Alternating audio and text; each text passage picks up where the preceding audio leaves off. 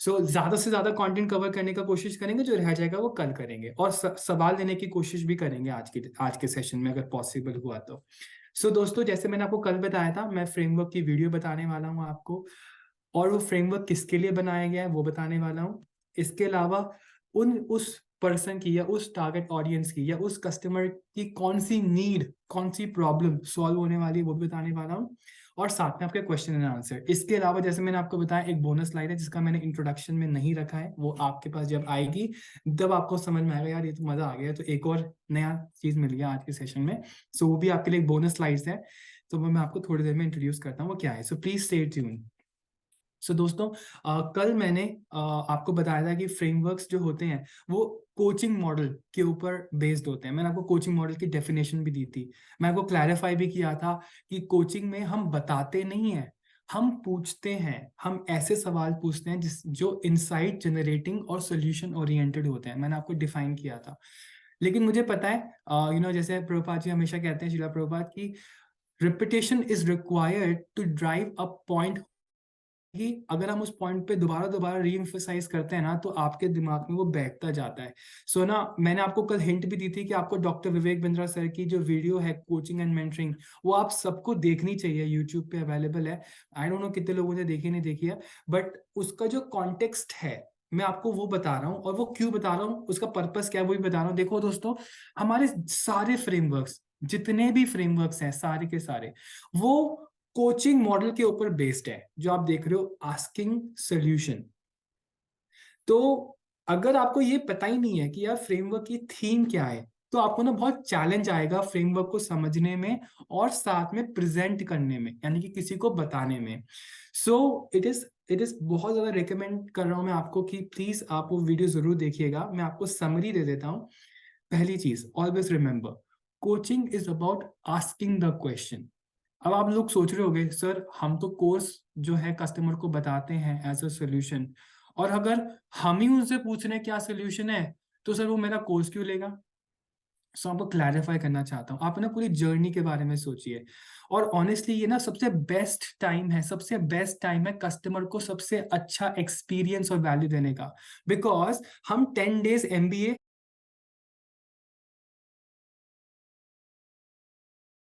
इतने हजारों से ज्यादा सॉल्यूशंस सीखेंगे हर प्रॉब्लम को लेके, पूरी एंटरप्रेन्योरियल जर्नी को लेके विवेक से इतना सारा कंटेंट देने वाले हैं। अब अगर उनको पता ही नहीं कि कौन सा प्रॉब्लम कहाँ पे, सॉरी कौन सी सोल्यूशन कहाँ पे फिक्स होगा या कहाँ पे लगेगा, तो वो कभी इंप्लीमेंट नहीं कर पाएंगे। तो जर्नी क्या है? पहले आपने 10 days MBA में सीखा कि क्या क्या सोल्यूशंस होते हैं अलग अलग प्रॉब्लम्स को लेके, और फ्रेमवर्क्स की मदद से उन्हीं सोल्यूशन को इंप्लीमेंट कर दिया। यानी कि जो अब हम BB इम्पैक्ट जब सेल करेंगे को, तो फ्रेमवर्क्स के माध्यम से, सही सवालों के माध्यम से समझ पाएगा जो मैंने स्ट्रैटेजी सीखी है ना 10 days MBA में, उनमें से मैं कौन सी इंप्लीमेंट करूं अपने बिजनेस में ग्रोथ के लिए। सो दैट इज वाई ये जो पूरा सीक्वेंस है ना, ये एकदम परफेक्ट है, और this is the best time for you to give the right solution to your customers. So moving on, जैसे मैंने आपको बताया, coaching is not about giving the solution, it is about asking the solution from the customer. Okay, so अब मैं आपको आज के पहले फ्रेमवर्क की तरफ लेके चल रहा हूँ। इसका नाम है 8P बिजनेस सक्सेस फॉर्मूला। ठीक है। सो जब और मैं आपको इसको इंट्रोड्यूस करने के लिए वीडियो प्ले करने से पहले कुछ बताना चाहता हूँ दोस्तों। अगर आपने विवेक सर की कोई सी भी वीडियो नहीं देखी आज तक, कोई सी भी वीडियो, तो आप सोच लीजिए कि ये जो फ्रेमवर्क की जो वीडियो है ना, वो इतनी पावरफुल है, इतनी पावरफुल है कि इसमें पूरी सारी वीडियोस की समरी मिल जाएगी आपको। और ये मैं मजाक नहीं कर रहा हूँ, आप वीडियो देखोगे आप खुद कहोगे यार इसको तो कम से कम 10 बार देखना चाहिए। And that is a fact.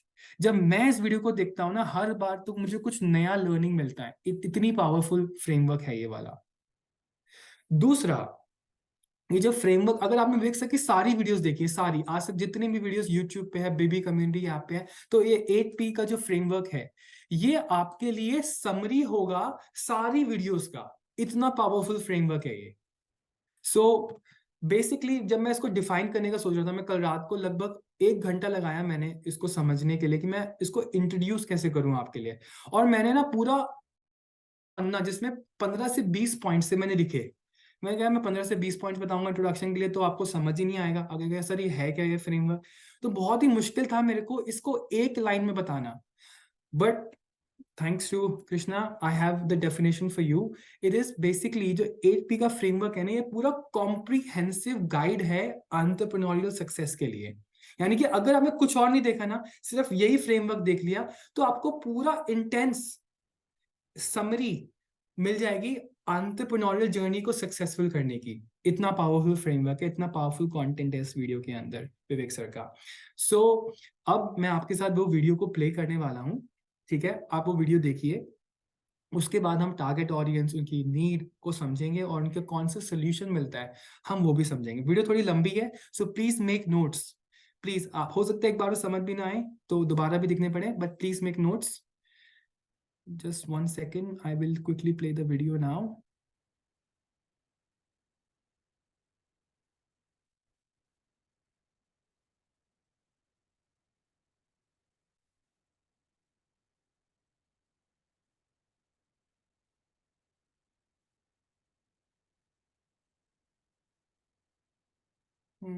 Okay, so where is it? Yes. मैंने optimise for video clip uncheck कर दिया है, सो आई होप वो बार्स नहीं आ रही होंगी विमल सर। अभी तक तो नहीं आ रही है सर, बस एक बार फुल स्क्रीन कर दीजिए इसको। हाँ, मैं वो करने वाला हूँ।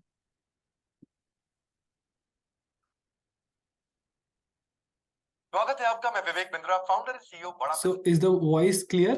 क्लियर है सर। मैं प्ले करूं? Okay, please pen paper please आप लेके आ जाइए, वीडियो पे आ जाइए, मैं आपके रिएक्शंस देखते रहूंगा वीडियो के दौरान। Please come on the video, thank you very much.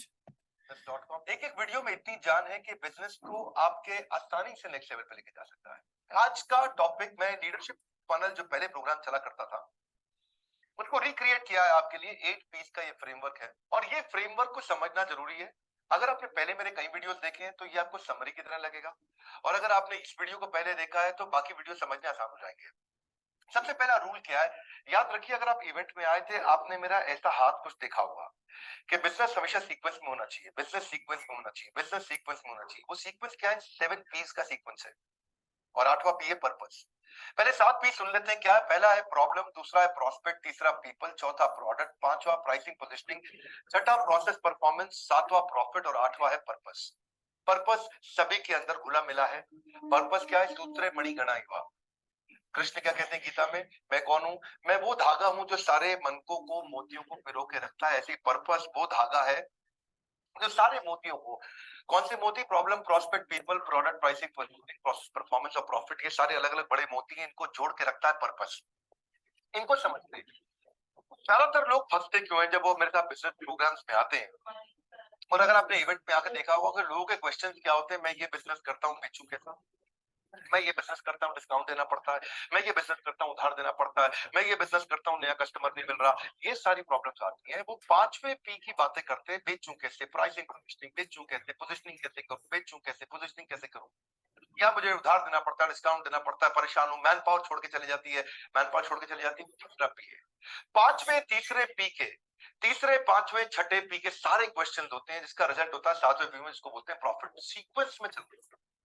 पहला पी क्या है? जब तक आपने कस्टमर की बर्निंग प्रॉब्लम नहीं आइडेंटिफाई करी है, आपको बिजनेस शुरू करने का फायदा नहीं होगा। 2 question, what is the burning problem of your customer? Second, how do you solve it in such a way that your customer can not solve on his own without you? Customer की ज्वलन समस्या क्या है, उसको ऐसे कैसे solve करें कि वो आपके बिना अपने आप सॉल्व ना कर पाए। मार्केट आप तभी इवैल्यूएट कर पाओगे, आपको रेडिकल इनोवेशन लाना, इंक्रीमेंटल इनोवेशन लाना, इसकी प्रॉब्लम पे डिपेंड करता है। ये निकल के आता है कस्टमर सेंट्रिसिटी से। कैसे एक्सट्रीम सेंट्रिसिटी आएगी? आपका इनोवेशन और ऑटोमेशन लार्जली डिपेंड करता है कि कंज्यूमर की कौन सी प्रॉब्लम आप सॉल्व कर रहे हो। आपने वो इनोवेशन मिस कर दिया है जिससे कस्टमर की मनी मेकिंग मॉडल को आप इंपैक्ट कर सको। उसका मनी मेकिंग मॉडल क्या होता है? वो कैसे कमाता है, कहां से गवाता है, जो कस्टमर की ग्रोथ कहां से आएगी वो ढूंढना है आपको। कस्टमर की ग्रोथ कहां से आएगी वो ढूंढना है आपको। कस्टमर तब तो प्रोडक्ट लेता नहीं जब उसको चाहिए, वो तब लेता है जब उसको चाहिए ही चाहिए। तो कौन सी वो नीड और अर्जेंसी है, प्रॉब्लम कौन सी है, इसको आप सॉल्व करेंगे। तो कस्टमर की नीड है आपको लीड देनी। बाबा रामदेव ने शुरू में ऐसे ही कैसे किया था बिजनेस को। उन्होंने अपने बिजनेस के अंदर उन्होंने नई प्रॉब्लम ढूंढी कि लोगों को हेल्दी प्रोडक्ट चाहिए, तो उन्होंने पहले अपने आप को हेल्थ एम्बेसडर की तरह योग गुरु की तरह एस्टैब्लिश किया और हेल्थ पे फोकस किया और हेल्थ वाली प्रॉब्लम पे काम किया। स्टीव जॉब्स कहते हैं कि टेक्नोलॉजी बाद में आती है, रिसोर्सेज बाद में आते हैं, पहले कस्टमर की नीड आती है। तो reverse production real innovation. Reverse production, मैं ऐसे हाथ घुमाता हूं, इज रियल इनोवेशन का मतलब क्या है? एक कस्टमर से निकल के आएगा कि आपका बिजनेस मॉडल क्या है। कस्टमर बताएगा कि क्या प्रॉब्लम है और उसको किस तरह से आप सॉल्व करें कि वो आपके अलावा कहीं जा ना पाए, बेचारा किधर ना जा पाए, केवल उसको हर बार आपके पास आना पड़े, आपका बिजनेस सेफ हो जाएगा। इसलिए याद रखिए कि परफेक्ट प्रॉब्लम से हम शुरू करेंगे। हमेशा परफेक्ट प्रॉब्लम को ढूंढना है हमने। कस्टमर की वो कौन सी प्रॉब्लम है जिसको आप सॉल्व करेंगे। आप पहले प्रॉब्लम ढूंढिए, कस्टमर मत ढूंढिए। आप पहले प्राइस मत डिसाइड करिए, आप प्रॉब्लम ढूंढिए। आप प्रॉफिट मत डिसाइड करिए, आप प्रॉब्लम ढूंढिए। आप रिवर्स मैन्युफैक्चरिंग करिए स्टीव जॉब्स की तरह। जिंदगी में धंधे के अंदर 80% समय प्रॉब्लम ढूंढने में लगा निकाल दीजिए अपनी शुरुआत में। आप अगर आज कहीं भी फंसे हुए इसीलिए फंसे क्योंकि आपका पहला पेट ठीक नहीं। आप अगर बिजनेस में कहीं भी फंसे हुए, किस भी स्टेज पे फंसे हुए, उसका नंबर 1 रीजन है कि आपका पहला पी ठीक नहीं। आपका दुनिया में सबसे बड़े बिजनेसमैन में नाम हो जाएगा जैक वेल्च की तरह। कब होगा? जब आप जाकर के ढूंढेंगे पहले सब्जेक्ट पे। इसके बाद मेरा दूसरा पी, सीक्वेंस में चलेंगे। आप कैसे बेचूं, फाइनेंशियल मॉडल। लोग 8-7वें पी से चालू करते हैं, प्रॉफिट कितना है, प्रॉफिट कितना है। अरे प्रॉफिट आपका बर्बाद कर देंगे आपके कॉम्पिटिटर आके, क्योंकि आपने शुरुआत में फंडामेंटल सीक्वेंस बने गए। तो प्रॉब्लम के बाद ही प्रॉस्पेक्ट ढूंढना है कि कस्टमर है कैसा, किस उम्र का कस्टमर है, आपका एज क्या है, उसकी एजुकेशन क्वालिफिकेशन कैसी है, बहुत पढ़ा लिखा है या कम पढ़ा लिखा है। उस हिसाब से आप प्रोडक्ट बनाना, उस हिसाब से प्राइसिंग पोजीशनिंग कीजिए। किस धर्म का है, उसकी क्या वैल्यूज है, लाइफस्टाइल कैसा है, उसका इनकम रेट कितना है। जो आपका अमूमन कस्टमर है वो 20,000 से 50,000 रुपए महीना कमाने वाला है, 50,000 से 1 लाख रुपए महीना कमाने वाला है, बड़ा अरबपति करोड़पति टाइप कस्टमर है। किस लोकेशन पे रहता है, वो काम क्या करता है, वो क्या सेल्फ एम्प्लॉयड है कि वो एम्प्लॉय है कि वो इन्वेस्टर है कि वो बिजनेसमैन है, सोशल क्लास कैसा है, उसका इंटरेस्ट एरिया उसके क्या क्या है, जेंडर क्या है, पुल्लिंग है कि स्त्रीलिंग है, कौन सी रेस से आता है, कंपनी किस तरह की बनाता है, किस साइज की होती है, उसकी पर्सनालिटी के बारे में पहचानो, उसका कल्चर कैसा है, उसका शादीशुदा है कि नहीं है, मैरिटल स्टेटस क्या है, एथनिसिटी उसकी क्या है, किस इंडस्ट्री से वो निकल के आता है, उसका माइंडसेट क्या है, बायर है कि बार्गेनर है, एस्पिरेशनल है या बिल्कुल अफोर्डेबल है। अफोर्डेबल मतलब सस्ती आइटम लूंगा, एस्पिरेशनल मतलब सबसे पहले खरीदूंगा मैं एप्पल का जो नया फोन आएगा। समझो अपने प्रोस्पेक्ट को, समझो, तब जाके बनाओगे। पीपल खरीद लेकर के आओगे मैन पावर मार्केट से, तब जाकर के आप प्रोडक्ट बनाते हो, तब जाके प्राइसिंग पोजीशनिंग करते हो, तब माल बेचते हो। आप क्या है, बेचने में पहले लग जाते हो, बाद में चीजें डिसाइड करते हो। उस परफेक्ट कस्टमर का साइकोग्राफिक, डेमोग्राफिक, ज्योग्राफिक सब प्लान करो। जब आपने ये सारी चीजें उसकी प्लान कर ली, हर जगह तो माल बेचते नहीं है। शुरुआत आपने प्रॉब्लम से करी, अब आपने कस्टमर डिफाइन कर लिया। अब आप ऐसी मैन पावर लेके आओ जो इस कस्टमर की प्रॉब्लम को सॉल्व कर सके। सीक्वेंस पे चल रहे हैं, याद रखिएगा। यानी कि स्टेप 2 पे आपने देखा कस्टमर, स्टेप 1 पे देखा उसकी प्रॉब्लम। तो कौन से कस्टमर की कौन सी प्रॉब्लम को सॉल्व करने के लिए किस तरह के पीपल चाहिए जो कि प्रोडक्ट बनाएंगे। अब हर तरह की मैन पावर नहीं हायर की जाती। हमारी ऑर्गेनाइजेशन में जो एम्प्लॉइज काम करते हैं, बड़ा बिजनेस प्राइवेट लिमिटेड में हेड ऑफिस के अंदर, सब बड़ी एक्सपेंसिव प्रीमियम क्रीम लीडरशिप है हमारे यहाँ। हमारे यहाँ जो हमारे चीफ ऑपरेटिंग ऑफिसर है वो ग्रुप मैनेजिंग डायरेक्टर थे कौन सी कंपनी के, ज्योनी और कार्बन मोबाइल के। हमारे चीफ लर्निंग ऑफिसर 12,000 लोगों की टीम हैंडल करते थे पहले एयरटेल के अंदर, और हैंडल करते थे लावा में। इसी तरह मैं एक एक करके सारे फंक्शन हेड करूंगा। मेरे चीफ स्ट्रैटेजी ऑफिसर सारे टॉप रियल एस्टेट कंपनीज के स्ट्रैटेजी हेड थे। हमारे यहाँ सारी लीडरशिप बड़ी क्रीम और प्रीमियम है, क्योंकि हमें जो प्रोडक्ट बनाना है वो मैन्युफैक्चरिंग का नहीं है, सर्विस का है। और हमारे कस्टमर को पहचानते हैं जो कि इंटेलिजेंट कस्टमर है हमारा, जो आगे बढ़ना चाहता है जिंदगी में। तो प्रोग्रेसिव एम्प्लॉय है हमारे। आपकी हायरिंग रिक्रूटमेंट आप उसी हिसाब से प्लान करेंगे, आप अपने पीपल स्किल उसी हिसाब से प्लान करेंगे, उनका परफॉर्मेंस मैनेजमेंट वैसे ही प्लान करेंगे कि भाई मैं इनकी परफॉर्मेंस कैसे चेक करूंगा। उसी हिसाब से आप उनको मोटिवेट रिटेन करेंगे। कितने क्रिटिकल रोल है, कितने केपेबल मैन पावर चाहिए, कैसे आप चेंज मैनेजमेंट बिल्ड करेंगे। अगर आपका फैमिली रन बिजनेस है तो प्रोफेशनल्स को कैसे आप अमेलगेमेट करेंगे साथ में, कम्युनिकेशन स्टाइल आपका कैसा रहेगा थी मैन पावर के साथ, कैसे आपके लिसनिंग स्किल रहेंगे। इस टैलेंटेड मैन पावर को आपको बिल्ड करना है। और जब ये मैन पावर बिल्ड करते हैं तब आप इनके साथ में पॉजिटिव आइडियाज की पाइपलाइन तैयार करोगे। मैं इसके उनके साथ डिस्कशन करूंगा कि देखो भाई ये मेरा कस्टमर है, ये इसकी प्रॉब्लम है, बताओ कैसे सॉल्व करें। आपने गोल स्टेटमेंट दे दिया। अब आपने गोल स्टेटमेंट दे दिया, कस्टमर की नीड क्या रहा, भाई कस्टमर ये चाहता है। अब वो टीम आपके साथ बैठ करके ब्रेनस्टॉर्म करेगी प्रोडक्ट बनाने से पहले, क्योंकि सीक्वेंस में चल रहे हैं। याद रखना, इस हाथ को चलता रहेगा, सीक्वेंस में चल रहे हैं। जब सीक्वेंस के बाहर जाओगे बिजनेस में पक्का प्रॉब्लम आएगी। इतना ज्यादा कॉन्फिडेंट फ्रेमवर्क है, बाहर नहीं जाना है सीक्वेंस की। पीपल बैठ के डिसाइड करेंगे कि मैं प्रोडक्ट कैसा बनाऊं, उसमें आपका बड़ा रोल होगा क्योंकि आप लीडरशिप देखते हैं। अब आपने प्रॉमिसिंग आइडिया उनके आइडिया से निकालने हैं, आप अपनी तरफ से खुद मत दीजिए आइडिया, उनको बोलिए आप गेम चेंजिंग आइडिया दो, वो इन्वॉल्व होंगे, जब वो आपके साथ इन्वॉल्व हो जाएंगे तब प्रोडक्ट बना लेंगे। बनाएंगे तो अब आपको देखना है कि प्रोडक्ट ऐसा बनाओ कि बिजनेस लंबा चले, सस्टेन कर सके। कैसे आप इस प्रोडक्ट में टेक्नोलॉजी बिल्ड करेंगे, इसमें कैसे चैटबॉट डालेंगे, मोबाइल ऐप डालेंगे, कैसे आप प्लेटफॉर्म बना सकते हैं C2C। आज तक क्या होता था, B2C मतलब कस्टमर को बेचा सीधा कंज्यूमर को, B2B एक बिजनेस ने बिजनेस को बेचा, B2G B2B2C एक बिजनेस ने दूसरे बिजनेस को बेचा जिसने कस्टमर को बेचा। आजकल क्या हो गया, C2C सीधा कस्टमर ने बेचा कस्टमर ने खरीदा, उसको बोलते हैं प्लेटफॉर्म। आपको ऐसा प्रोडक्ट बिल्ड करना है जिससे आपको कल को पैसिव इनकम हो सके। आपको देखना है क्वांटिफाइड रूप से आप क्वालिटेटिव इंप्रूवमेंट कर सके, यानी कि क्वालिटी में इंप्रूवमेंट ला सके। आपके प्रोडक्ट की कॉस्टिंग कम होनी चाहिए, बहुत जरूरी है। अब आप प्रोडक्ट कैसे बना रहे हो, उस पीपल के साथ बना रहे हो जो कि समझ चुका है कि हमारे कौन से कस्टमर की क्या प्रॉब्लम है, सीक्वेंस में चलना है। आपने कॉस्टिंग कंट्रोल किया, एसेट लाइट मॉडल बिल्ड करने की कोशिश करी अपने प्रोडक्ट के अंदर। आपने देखा BCG मैट्रिक्स के द्वारा कि भाई मार्केट कहाँ जा रही है और मैं कहाँ जा रहा हूँ। आपने इकोसिस्टम बनाने की कोशिश करी, स्ट्रेटजी लेके आए, इकोनॉमीज ऑफ स्केल बिल्ड किया, आपने टेक्नोलॉजी के अंदर ERP भी लेकर के आए। अब क्या करोगे, आप पायलट एक्सपेरिमेंट करोगे इस प्रोडक्ट के साथ, इस प्रोडक्ट को लेके जाओगे मार्केट में बनाने के बाद। आपने जो भी बेस्ट प्रॉमिसिंग आइडिया सिलेक्ट किए थे उनके साथ में जाकर के आप पायलट एक्सपेरिमेंटेशन वैलिडेशन करोगे पूरे देश में, नहीं छोटे रीजन में। ताकि आप पायलट इसलिए बोल रहा हूँ, छोटा प्रोजेक्ट इसलिए बोल रहा हूँ, एक्सपेरिमेंट इसलिए बोल रहा हूँ क्योंकि शुरू शुरू में जितनी गलती करनी है कर दो। एक बार बिजनेस स्केल हो गया और फिर गलती सामने आई तो दूध वाला .com जैसे खत्म हो गया वैसे खत्म हो जाएंगे। बड़ी बड़ी ऑर्गेनाइजेशन इसीलिए खत्म हो जाती। स्केल करने के बाद अगर गलती करी, यानी कि अगर बहुत तेज गाड़ी चल रही है, उस समय हल्का सा भी स्टीयरिंग इधर उधर हिलाओगे तो गाड़ी बहुत तेज मुड़ जाती है। मेरी बात समझ रहे हैं, सीधा एक्सीडेंट हो जाता है। अगर गाड़ी धीरे चल रही हो, इतना स्टीयरिंग हिलाओगे तो फर्क नहीं चलेगा। 20 की स्पीड पे गाड़ी चल रही हो, इतना स्टीयरिंग हिला दोगे फर्क नहीं पड़ेगा। लेकिन अगर 120 की स्पीड पे चल रही हो, इतना हिला दिया ना अगर,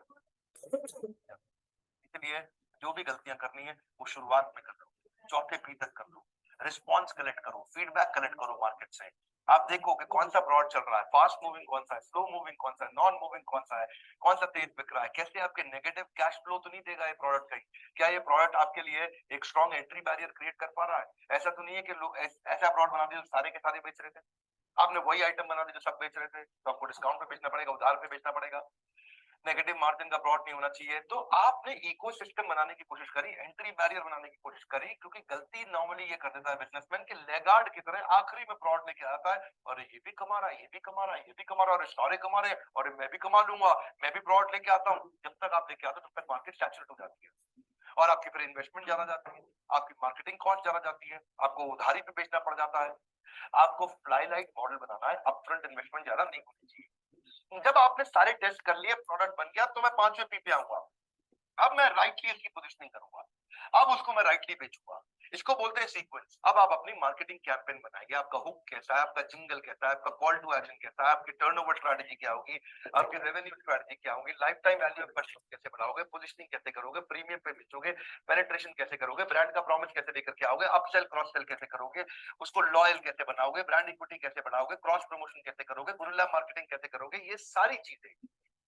ये सारी चीजें पोजिशनिंग और मार्केटिंग में आती है, यानी कि मार्केटिंग और पोजिशनिंग बेचना शुरू करो।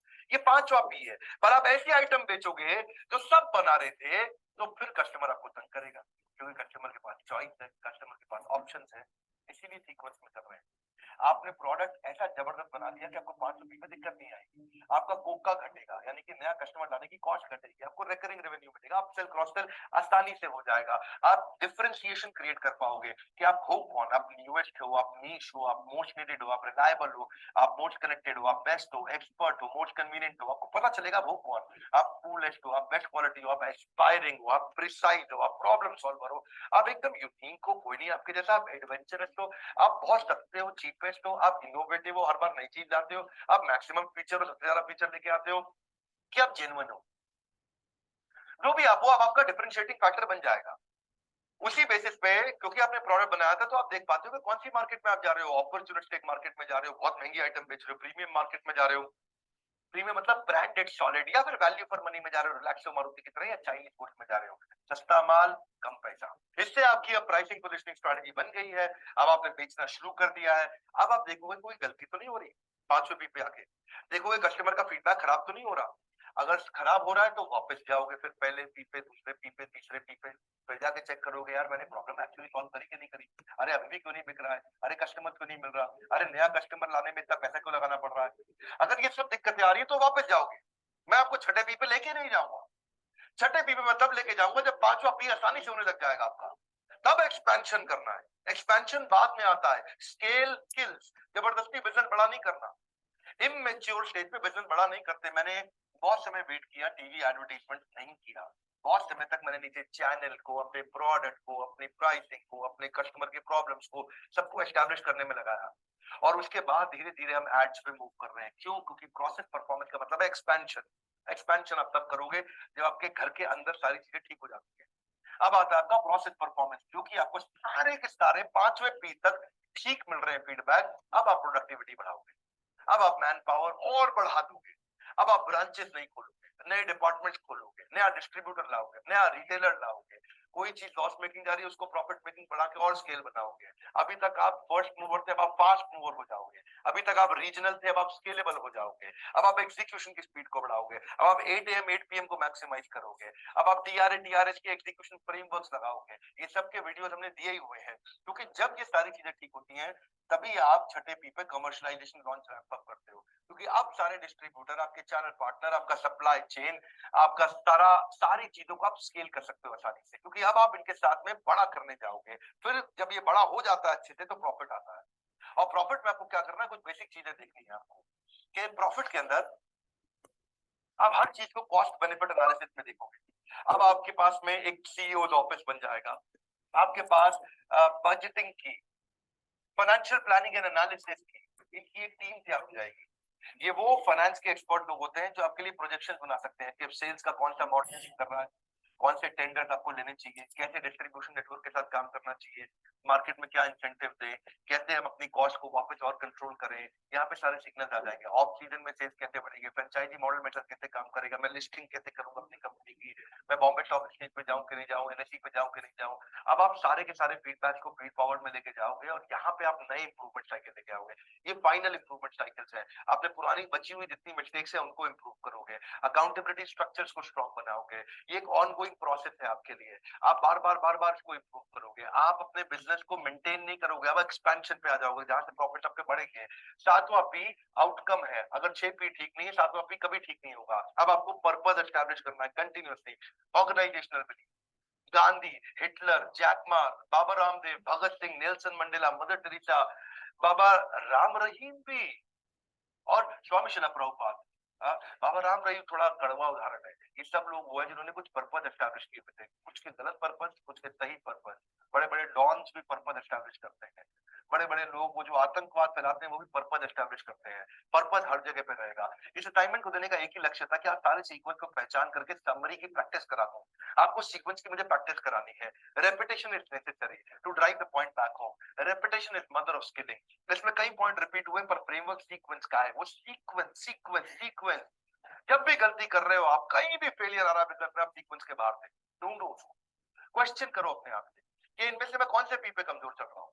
फ्रेमवर्क का प्रिंट आउट लेकर के पीच पे डिस्कशन करो अपनी टीम्स के साथ में। देखिए बात समझिए कि बार बार बेचने के तरीके को मत चेंज करिए, प्रोडक्ट को चेंज करके प्रॉब्लम ढूंढ करके आइए, आपको कभी दिक्कत नहीं आ सकती है। दुनिया में जितने बिजनेस सबसे बड़े हैं ना, वो सीक्वेंस के कारण बने थे। और दुनिया में जितने बिजनेस सबसे ज्यादा मरे हैं ना, वो सीक्वेंस में ना रहने के कारण मरे हैं। बड़े भी सीक्वेंस के कारण है, मरे भी सीक्वेंस के कारण है। सीक्वेंस में रहोगे तो पक्का बढ़ेंगे, सीक्वेंस में नहीं रहोगे तो पक्का मरेंगे। यही है आज का 7 पॉइंट फ्रेमवर्क 7 पी का, और जिसका एसेंस है 8वां पी यानी कि पर्पस। इस फ्रेमवर्क पे इस वीडियो को बहुत ध्यान से समझिए, जब जब गलती आएगी। Thank you so much. So आगे बढ़ने से पहले जल्दी से अपने इनपुट बता दो इस वीडियो के बारे में। क्या लगता है इस वीडियो के बारे में आपको? आपने वीडियो पूरी देखी, so what is your first opinion? Sir ये वीडियो से एक व्यक्ति को 300% ग्रोथ तो मैंने खुद देखा है। इसका नाम है नागार्जुन जी। ओके, उज्ज्वल सर बता रहे हैं, रुचि मैडम बता रही है it's really game changing video, awesome. So मैंने कोशिश यही करी है कि जो मतलब क्योंकि बस टाइम कम है ना, तो आपको ना वो फ्रेमवर्क्स कराऊं जिससे आपको अगर पूरे नहीं भी करवा पाऊँ पूरा समझ में आ जाए। तो ये बहुत अमेजिंग फ्रेमवर्क है। सुपर सर, बहुत अच्छे अच्छे इनपुट्स आ रहे हैं, थैंक यू सो मच। सो अब लाइफ में अगर आपको कभी भी सर का ऐसा हाथ करते हुए दिख जाए तो सर क्या बोलना चाहते हैं, fill in the blanks, quick test. अगर कभी भी सर ऐसा कर रहे हैं तो क्या मतलब है इसका? Sequence, correct. यानी कि ये वर्ड याद रखिए, सीक्वेंस, यानी कि अगर बिजनेस बड़ा हो रहा है तो क्या उसमें होगा? सही सीक्वेंस। अगर बिजनेस गलत जा रहा है, कुछ लॉस हो रहा है, दिक्कत आ रही, तो क्या दिक्कत होगी? सीक्वेंस खराब है। सो बेसिकली ना मैं आपको एक चीज बोलना चाहता हूँ आगे की प्रेजेंटेशन में बढ़ने के लिए, ये आप सबके लिए मैसेज है, बहुत इंपॉर्टेंट।